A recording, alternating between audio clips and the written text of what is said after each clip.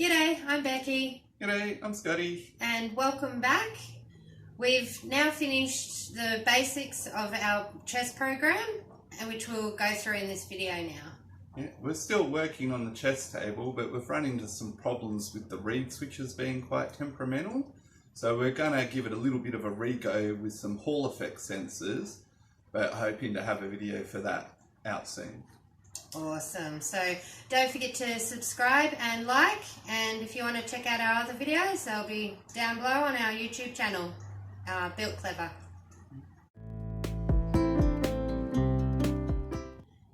Here's our chess game that we've been programming. We'll show you a bit of it. Yep. So our start screen has the option to play as white or play as black. You can play against the computer, and it's got 20 different levels in Stockfish, so you can go from easy through medium, hard, right up to impossible. Even though with Stockfish, like playing against any level, that's pretty hard. It's a very good chess engine. You can play two people, so me and Becky can play against each other. And you can also play two people with a winning bar. So that's an Eval Bar that you might have seen in other chess programs over to the left. And it goes up and down, showing more black or white depending on who's currently winning the game. Excellent. We'll show you it in action with a few valid moves. So we'll just select a piece now. If we click on a pawn, you can see it's two valid squares it can move. So I'll move it up, move one from this side. And if I click on the pawn now, you see it can only move the one move. And if I click on the bishop, you can see it's showing all its valid moves on the diagonal. And same with the horse over this side. So I'll move him up. And let's get our horse out. So now if I click on the bishop, you can see its valid moves from there, as well as it circles pieces that you can currently take. And we'll see that with the horse. You could take this piece, so it circles that, as well as shows the rest of its valid moves. Beautiful. So over here on the right, up the top, we have the move history, and down the bottom we have the status of whose move it will be next. We'll now show you how our game handles castling. Okay, so we've set up the white pieces on this side to do a kingside castle. You can see when I click on the king, there's a little castle sign over here. So if I move in there, then it performs a proper castle for us. And we've done the same with the black pieces, except we've set up a queenside castle, and you can do that in the game as well. Excellent. We've just set up a mock game to show you an en passant move. Yep. So you can see here we've got the white pawn up quite far. So if this black piece goes a two move, you can see white just missed his chance to take him, and that's when that special move comes in. So if I click on him, you can see it's showing a circle to show that's an allowed take. So if I go there, it will take him, and over here show the special move. Beautiful. Okay, so we've just set our game up to show you a pawn promotion. Yeah, so nothing like a real game. We've just got a quick set of moves to get us there, and we've got the white pawn one square away. So if I move him, you can see we get a nice little, what piece do you want to promote to? So here I'll promote to a queen, as most people would. Good selection. And we can see in our move list too, it shows the promotion. This is a check move. Okay, so we'll just set up some simple moves here. So if I put the bishop up here, you can see the king be checked. So he gets a nice red square around him to show that, as well as over here it's showing a check as well. All right, we've set it up to show you a checkmate. Yeah, this is the famous three-move checkmate. So if I move my queen up here, you can see the king's in check, you can't get out, and nothing can block the move or take my queen either. So that shows a checkmate up here, and our status has gone to game over, checkmate, white wins. Beautiful. Now we'll show you a game against the computer that we've set up. Yep, so it's running Stockfish at the moment on level 20, nice impossible one. So if I move a bit up, it'll make my move, then the computer will go off and think for a little bit, it's not too long, and it will make a move back. And we can also notice over here we've got the nice Eval Bar, so we might see that move if I make some bad moves on purpose just at the start of this game. Okay, so to do that I won't move my bishop and I'll let him take it and just do some silly move. And now it will think, hopefully it will take the bishop. It did, and you can see the Eval Bar drop right down, saying Black's has got a big advantage over me. And you did a bad move. So we've set up the game to play a 2-player game, so against myself and Scotty, and we're also playing with the Eval Bar on the side as well, left-hand side. Yeah, so the Eval Bar is the only part of this one that's actually using the Stockfish engine, and you'll be able to see, I'll play some moves through. So if I set up these ones, let's get this guy out. Now if Black makes a silly move and does something like that, you can see the Eval Bars, it's pretty even at the moment, but now if I take the Queen, you can see the Eval Bar's jumped up to show White's got the major advantage at the moment. So now we'll show you some themes and options that we've programmed into our chess game. Yeah, I've added a little dock window over here on the right, and it's got the normal sort of ones where we can turn sounds on or off. We've got a show file and rank with the pieces, so you'll see the numbers on them. If I click that, they show or go away. You can show the last move arrow, so the horse was the last one down here to move, and you can hide or show that.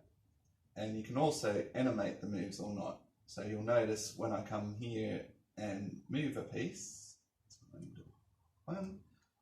it animates, but if I turn that off and move one from over here, it just instantly goes there. So as well as that, we've added some styles to the chess pieces.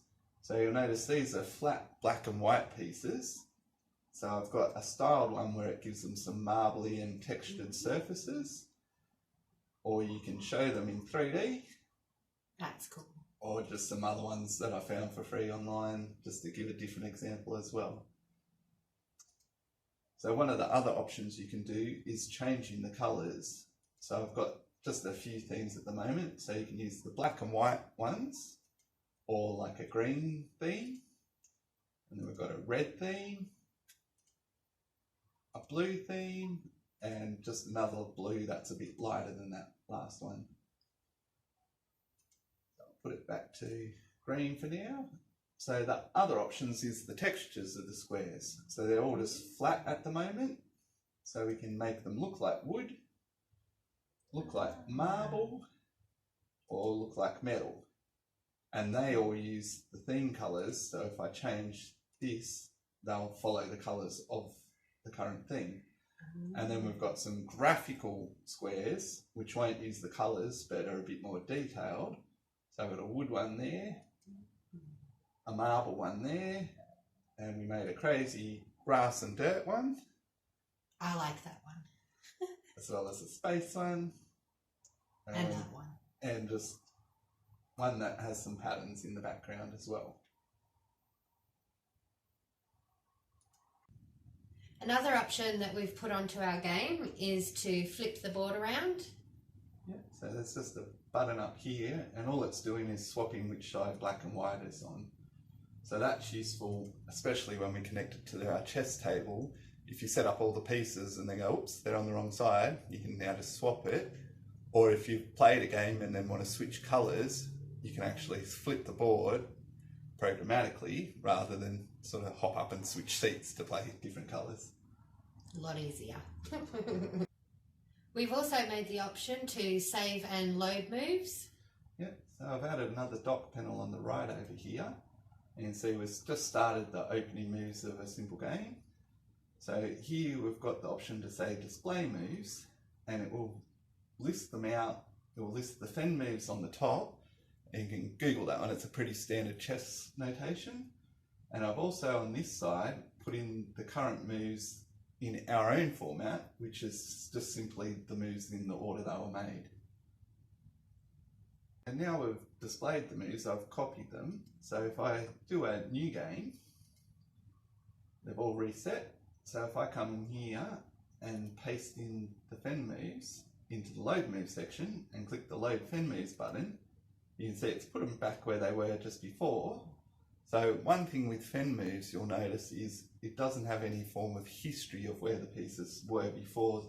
It just has their current locations, so we don't have a list of how we got there at the moment. But if I do continue to play, it will start a move list from where we're currently up to. So I'll start a new game again. And they've all reset. This time I've copied our own move list. So if I paste that in and just do the load moves button, you can see they've gone back to where they were, but this time it's also got the full history with it. So you can follow through full games. Which is very handy sometimes. So we've also added some back forward buttons. So this is useful in a game if you make a mistake and you want to go back and do that again, you can do that. But also if you've got a game quite a way through or even finished, you can save it in the moves list, come back later, put it in, and then you can go back and forward and review previous games you played. So we'll have a look at that. At the moment I'm halfway through a game, but I can start going back and you'll see the moves go back as it goes up in the list. And we can go right back through them. Let's get back to the start. And then once we're there, we can replay the game and see how it went, which is great if you want to do it move by move and review and figure out where you went wrong in your game and things like that.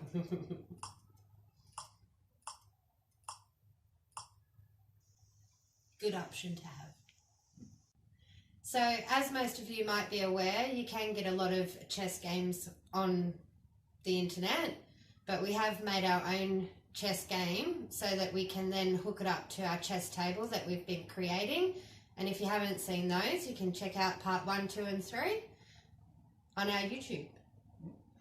So we've added another dock panel over here on the right, and this will be the way we'll interface with our chess table build. So we're going to use a Bluetooth connection to connect to that, and we've added some options in here for controlling it. So things like how bright the LEDs are on the table, and a whole bunch of tests. So here we've got different tests to turn on LED lights. So especially at the beginning, we can make sure everything's working, as well as read switch tests and messages with communication logs going back and forth between the computer and the chess table. So without that, we wouldn't have been able to get a free one online that we were able to interface our table with. Beautiful.